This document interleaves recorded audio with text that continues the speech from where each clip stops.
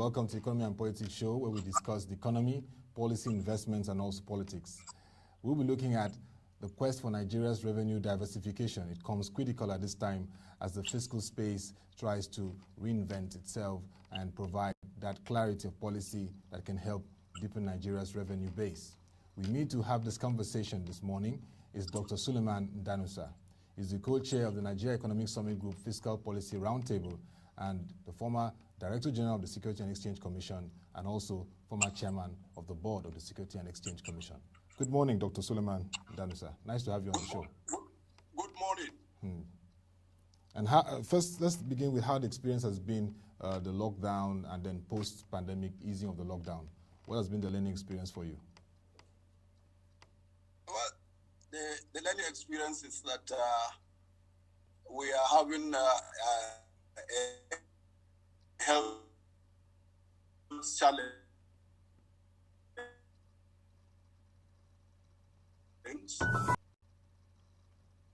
globally,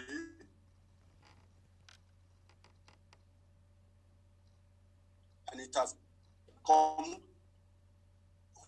to Nigeria, and definitely we are only hoping that somehow God will intervene and it will go as quickly as possible, so that we. All right. Thank you. Very nice to know. The Nigeria Economic Summit Fiscal Policy Roundtable has been on ground to provide that advisory role, that support for government policies and all that. So can you give us an insight into your activities, even this period, because this is a period that the NESG Fiscal Policy Roundtable will be required to provide that needed impetus for policy. What has been happening with the Fiscal Policy Roundtable in the NESG? And therefore, it needed to be either upgraded, updated, re-examined for a more dynamic results. And since then, the committee, that is the commission, made up of about 10 professionals from all aspects of the profession, have come together under the umbrella of NESG. The first thing we did, after setting ourselves the agenda of what to do within the time frame that we were given, was to conduct a survey, NESG survey, nationwide.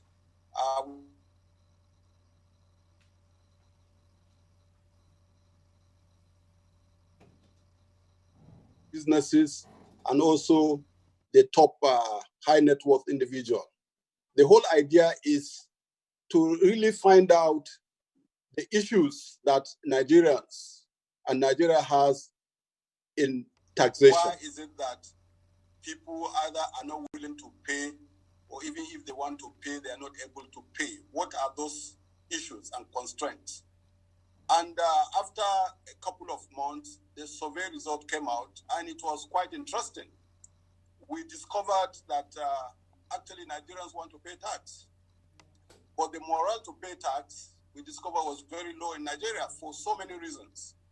And that some of the reasons are because of the complexity of the tax system itself, the complexity of the administration, the policies, and the laws guiding tax payment, and then the multiple taxation, and everything to do with taxation in Nigeria, it's so difficult. So even the rural people are ready to pay tax, but they have issues with also the social contracts.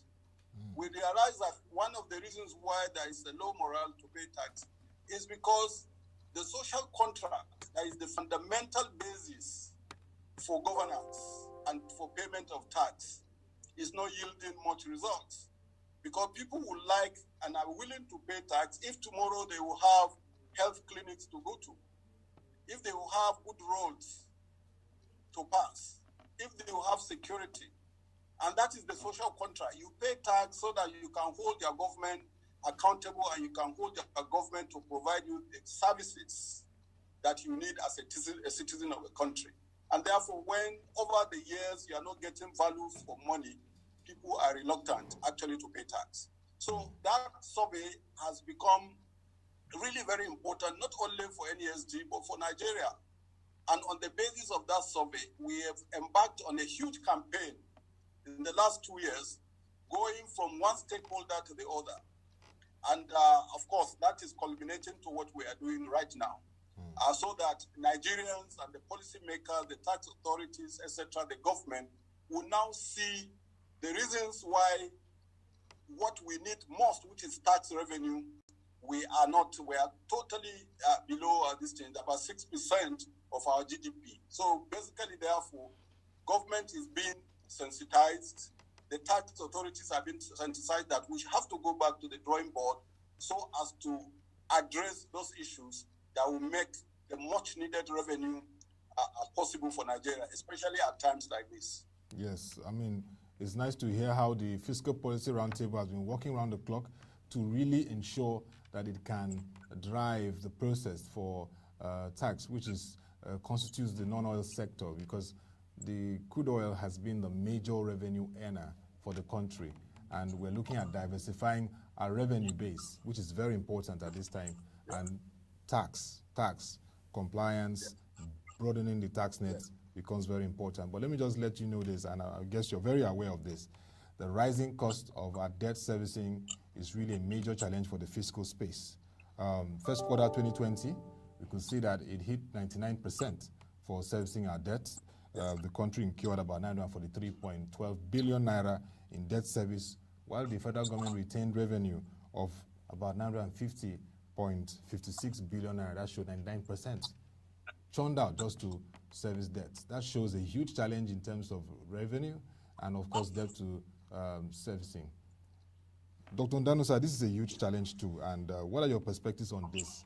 And is the Fiscal Policy Roundtable looking at this rising cost of debt servicing and challenge for the country? Oh, definitely. It's definitely the wrong place to be for a nation.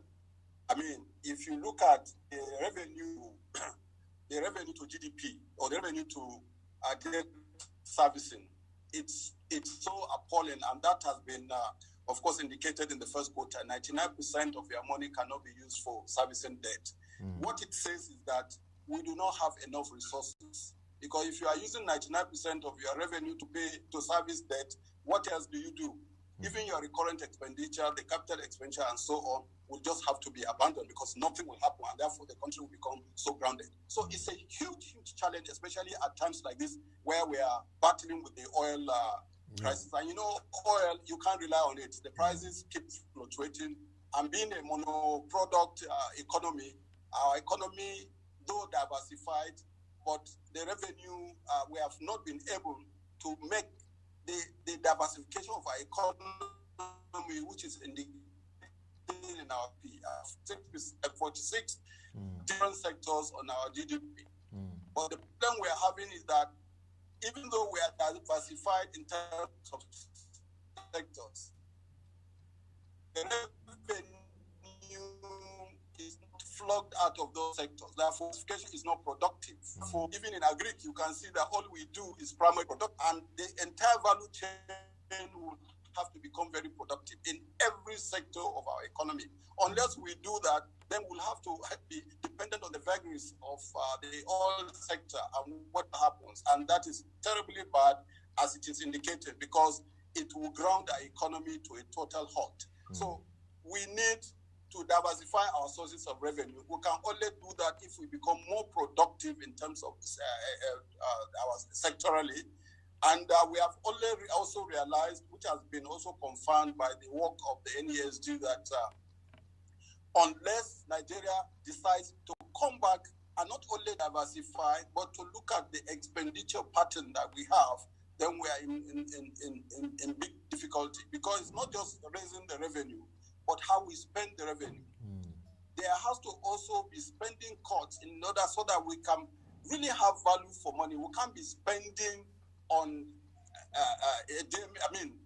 too many parastatals, too many things that are totally unnecessary, too many heavy weights that we are carrying.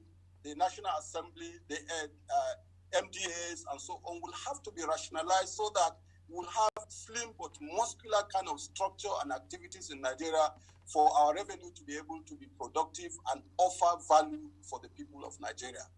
So essentially what we're witnessing is that because we lack enough revenue, because the oil revenue that we're earning has crashed, our budget is in deep deficit, we are having to go and borrow. And the more we borrow, the more our positions get worsened, because the more the servicing costs. If we're using 99% on a total debt today that is about 30 billion US dollars, for example, foreign debt, then you can imagine, because the projection is that we are going to borrow more. Before we know what, we know it's definitely going to be beyond what we can pay. And definitely will become a nation that is under receivership, because if you can't pay, then definitely the entire world will not see us as credit worthy. Already our rating is so bad, it's a junk rating that we have as far as we're concerned. So we are at a point where our debt is mounting, and it's problematic to service. At a point, if we borrow going forward, it will be difficult. If we manage to get it, it will be at very high cost, because our rating is very bad. We are competing in a world that, and with countries that are better positioned to raise these monies, because of course their ratings are better, and then they don't have as much debt, both internal and external, that we have. We are so leveraged that it's becoming very difficult, unless we do certain things that are radical, unless we choose what we spend on, unless we rationalize what our spendings, and then unless we also diversify our sources of revenue away from the oil sector, it will be a problem going forward. Yeah, I mean, the part of diversifying our revenue sources is very important now. And Doctor, what are the key steps that should be taken now? You've seen the Economic Sustainability Plan looking at domestic production, looking at massive agricultural activities, looking at the digital economy, looking at creating enabling environment for more business activities. What would you be saying in terms of those bullet point steps to really diversify revenue sources? Because we're in a very, very tight situation now. Low revenues affected by crude oil price uncertainties. And of course, the pandemic has its effects too on the global economy and having its effects on activity sectors. You want to collect tax from the people, but a lot of people are having challenges. Personal income tax will be affected, company income tax, and various other tax spaces. So how do we navigate this headwind? Now, first of all, taxes are paid from activities in the economy. Yes. And therefore, the economy also has to get working and be productive. So it is very important that government creates an enabling environment. Ease of doing business itself must be created such that places, part of the economy that is so scattered, that is what you call the non-formal part of our economy, must be looked at and be formalized so that it's built into clusters of businesses that would be productive, attracting credit for them to do business so that they can pay tax. Secondly, that is part of widening the tax base, because if you don't widen the tax base, then definitely you have this issue. But to widen the tax base, you have to pick those areas that can provide you with quick wins, and that is the informal sector. There are so much activities that are going on in the informal sectors, but they need to be organized, incentivized in a way that they can pay more tax. Number two, also, like I said earlier on, we need to diversify more about the sources. Every sector on our GDP has a potential of creating wealth, and therefore have the potential of attracting a tax revenue. But they have to be made, the environment must be created such that each of those sectors will be optimized in terms of their value chain. If you imagine what is happening in agric, almost 80% of what we get in agric is at the primary level, even the so-called rice revolution. How far have we gone in the value chain? Have we started exporting rice to countries that are less endowed? We are not. Therefore, we must look at every sector and open it up, create the enabling environment, put the right investment, therefore, so that it will be more productive. The more productive a sector is, the more tax revenue those sectors can generate. Number three, we also have to make paying tax very, very simple and easy. Because, like I said, from our survey, we discovered that people are willing to pay tax, but it's so complex to even pay tax.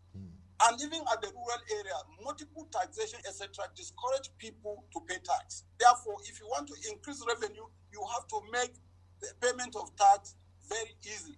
It does not, instead of having 1,000 kinds of taxes, different forms of taxes, if you have 10 tax heads that can attract maximum payment, maximum cooperation, it is better. Then, of course, if you don't do that, then obviously we'll continue to underperform. So basically, you have to diversify your sources of revenue by opening up some of those sectors, organize the informal sector. You have to make it easy, make it very simple to pay tax. And then, of course, you have to make payment of tax worthwhile because the social contract must be enhanced so that people see the need. If you look at what has happened to Lagos, compare the tax revenue Lagos is getting now with the ones that they were getting 10 years ago. It is because they enhance the return on the social contract between the people and government.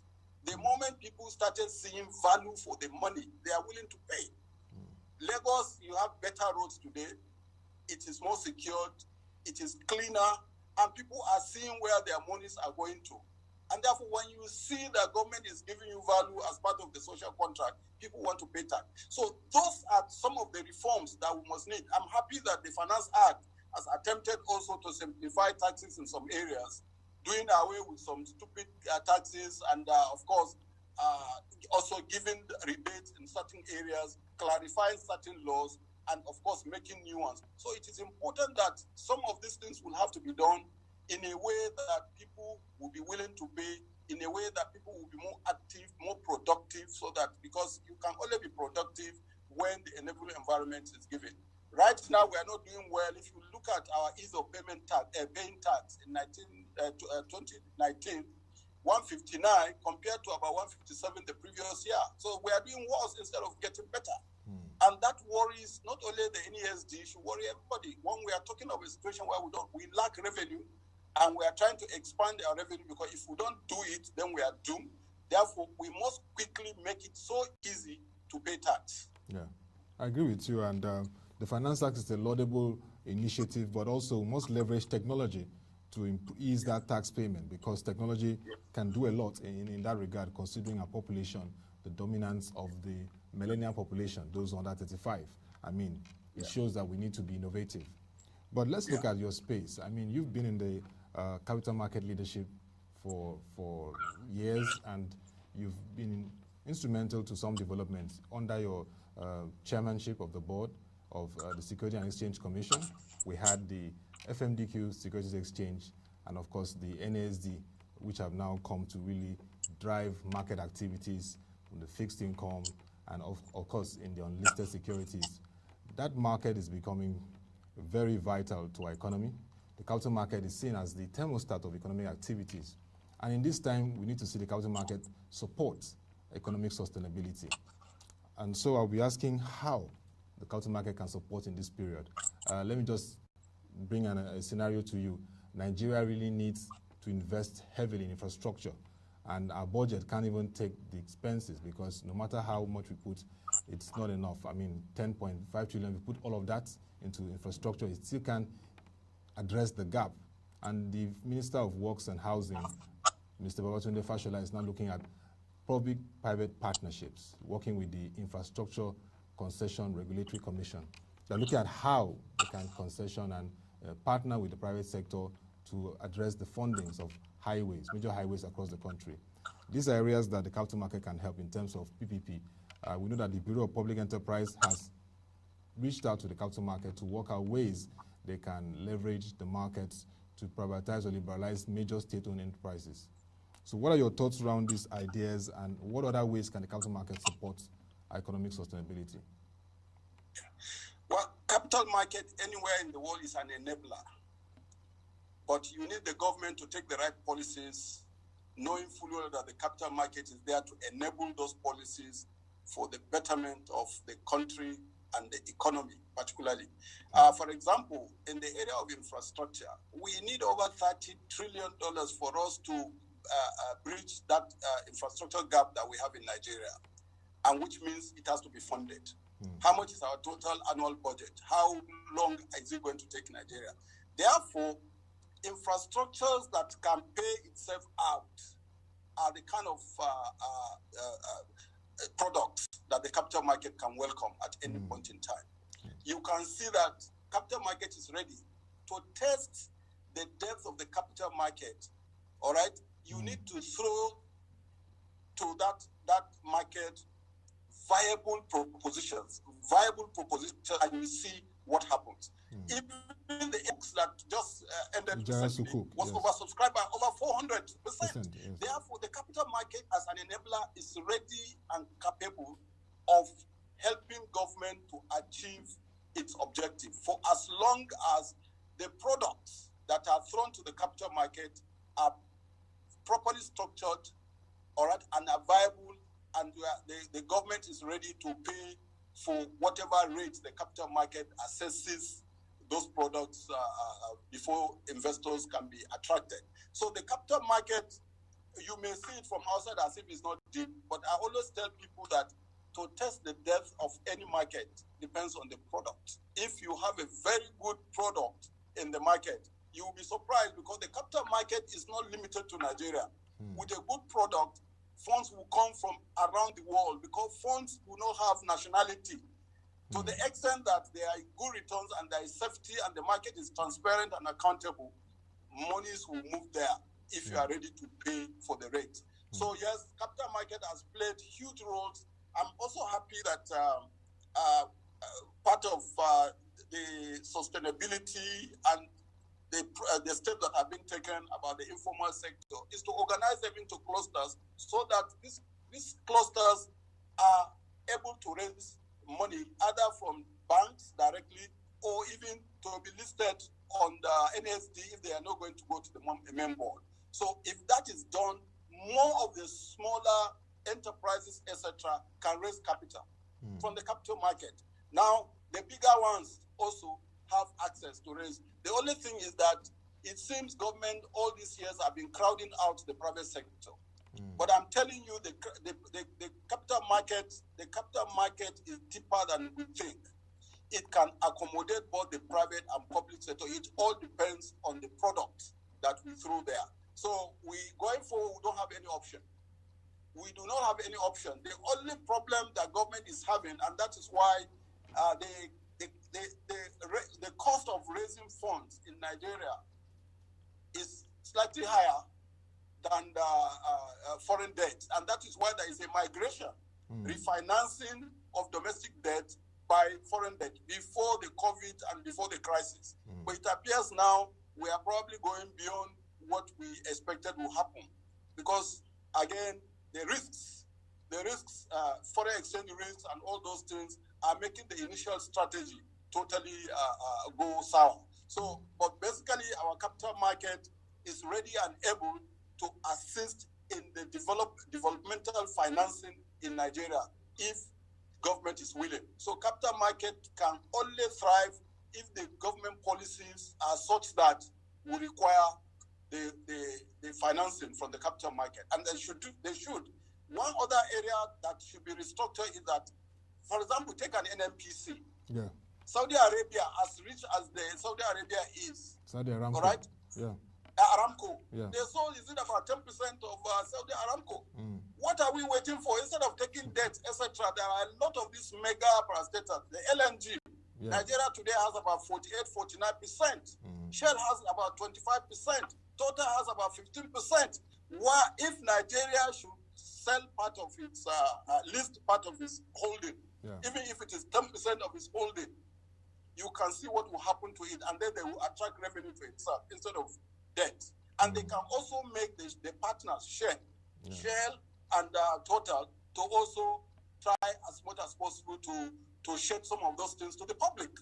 So we have to look at our SOEs, that is state-owned enterprises, organizations, to see which ones are we going to privatize more and list on the capital market. It deepens the capital market. We attract huge revenues and we reduce debt.